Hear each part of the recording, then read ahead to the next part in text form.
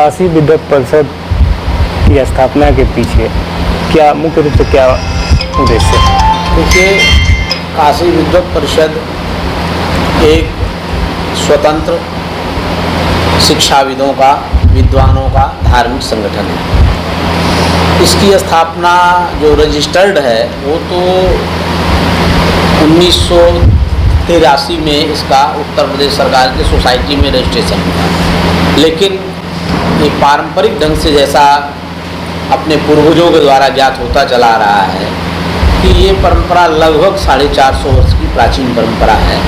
छत्रपति शिवाजी महाराज का जब अभिषेक के लिए विद्वानों को जाना था और काशी से विद्वानों को आहूत किया गया, वो काशी विद्वत परिषद के विद्वान थे और उन्होंने उनका अभिषेक में काशी विद्वत परिषद ने अपनी भूमिका का निर्वाह किया और यहाँ के विद्वान गए, उनका अभिषेक किए।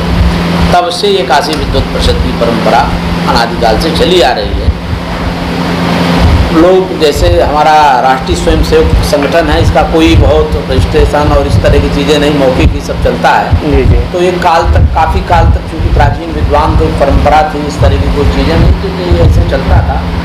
और काशी विद्वत परिषद की भूमिका तमाम विधाओं में, सबसे पहले तो जो हमारे धर्माचार्य हैं, जिनको हम लोग पूज्य जगतगुरु शंकराचार्य के रूप में संबोधित करते हैं, उन शंकराचार्यों के अभिषेक काल में मठामनाय महाउपनिषद के अनुसार, मठामनाय महानुशासनम के अनुसार उनके निरीक्षण का, उनके संप्रति दायित्व का भी एक अधिकार श्री काशी विद्वत परिषद को प्राप्त है।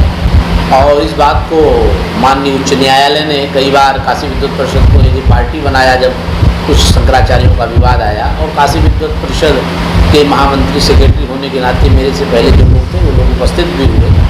एक बार गाय के बछड़े का जब चिन्ह कांग्रेस के समय में आया, उस समय भी ये सारी चीज़ें आई, तो हमारे काशी विद्वत परिषद के पट्टा विराम शास्त्री जी हुआ करते थे महामंत्री, वो हाई कोर्ट और सुप्रीम कोर्ट में हल्फनामा दिए और वहाँ से ये चीज़ें मांगी गई। तो इस तरह से काशी विद्वत परिषद समय समय पर अपनी भूमिका का निर्वहन राष्ट्रीय मार्गदर्शन के रूप में धर्माचार्यों और संतों के साथ तालमेल करके काम करने का एक अनुभव है। और सभी, जहाँ भी हमारा एक भी हिंदू है वहाँ पर काशी विद्वत परिषद है, क्योंकि काशी विद्वत परिषद का एकमात्र उद्देश्य है कि राष्ट्र में या राष्ट्र से बाहर कोई भी जो हिंदू है वो धर्म का आचरण करना चाहता है, हमारी भारतीय संस्कृति, भारतीय सभ्यता के अनुसार अपने जीवन यापन को करना चाहता है, तो उसके लिए मार्गदर्शन के रूप में काशी विद्वत परिषद अपनी भूमिका का निर्वाह करती है। अभी हाल के ही कुछ दिनों में जब भगवान श्री राम जन्मभूमि के मंदिर के निर्माण के मुहूर्त को लेकर के चाहे वहाँ भूमि पूजन को लेकर के हो, काशी विद्वत परिषद की महत्वपूर्ण भूमिका रही है। काशी विद्वत परिषद ने अपना मार्गदर्शन किया है। और बाबा विश्वनाथ धाम का कॉरिडोर जो आप इतना भव्य और दिव्य देख रहे हैं, इसमें भी सारी विधियों को अपनाने से लेकर के मार्गदर्शन की भूमिका भी काशी विद्वत परिषद रही है। और आगे भी तमाम जो दायित्व सरकार के द्वारा या अन्य भी किन्हीं संगठनों के माध्यम से दायित्व आते हैं, पूरे देश से लोग पत्राचार करते हैं, अपनी जिज्ञासाओं की, अपनी इच्छाओं की, अपने प्रश्नों का समाधान करते हैं। ये काशी विद्वत परिषद स्वतंत्र एक धार्मिक संगठन के रूप में शास्त्रों के संरक्षण के लिए, शास्त्रों के संवर्धन के लिए ये काशी विद्वत परिषद संगठन है, जिसमें बड़ी दीर्घ परंपरा है विद्वानों की। इसमें महामहोपाध्याय पंडित, जिनको शिव के स्वरूप देखा जाता था, पंडित शिव कुमार शास्त्री जिसके अध्यक्ष के रूप में रहे हैं, आचार्य राम प्रसाद त्रिपाठी जी, जिनको आधुनिक पाणी कहा जाता है, वो इसके अध्यक्ष के रूप में रहे हैं, प्रोफेसर केदारनाथ त्रिपाठी जी इसके अध्यक्ष के रूप में रहे हैं। इस तरह काशी विद्वत परिषद सभी विद्वानों का, सभी शिक्षाविदों का, सभी पूज्य संतों का मार्गदर्शन लेकर के और सभी शंकराचार्यों का, महामंडलेश्वरों का सामंजस्य बनाकर एक भारत की भव्यता और दिव्यता को, परम वैभव की प्राप्ति के उद्देश्य को आधारीभूत करके हिंदू संस्कृति को बढ़ाने के लिए, प्राचीन पारंपरिक शास्त्रों के संरक्षण के लिए, वैदिक पद्धति के अनुसार राष्ट्र में नवनिर्माण की चेतना के संचार के लिए काशी विद्वत परिषद अनावरत कार्य करती है।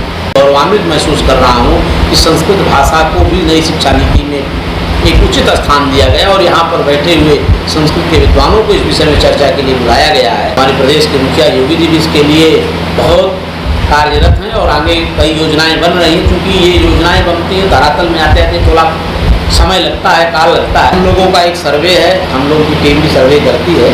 संस्कृत भाषा के जो विद्यालय है, आप गुरुकुलों में जाइए जहाँ सरकार से कोई अनुदान नहीं है और वो विद्यालय अपने आप में परिपोषित होकर के, चाहे आप अन्नपूर्णा का स्कूल ब्रह्मचर्य आश्रम देख लीजिए, शिवपुर में लगभग 350 बच्चे वहाँ अध्ययन करते हैं। अच्छा। किसी को कोई अनुदान नहीं है, सरकार से कोई अनुदान नहीं लिया जाता, केवल एक शिक्षक सरकारी है, बाकी सब आश्रम की ओर से सारी व्यवस्थाएं संचालित हैं। ऐसे तमाम काशी में गुरुकुल विद्यालय चल रहे हैं। पठन पाठन की व्यवस्था बनाना सरकार का दायित्व है। हमारा आपका काम है लोगों को जन जागृति फैलाना और संस्कृत भाषा के प्रति अनुराग पैदा करना, आकर्षण पैदा करना, जिससे बच्चे स्वतः उस भाषा के अध्ययन के लिए, उस भाषा के प्रति जागरूक हों और उसका अध्ययन अध्यापन के प्रति उनके मन में चेतना आए, जिससे उनका अध्ययन संभव हो सके।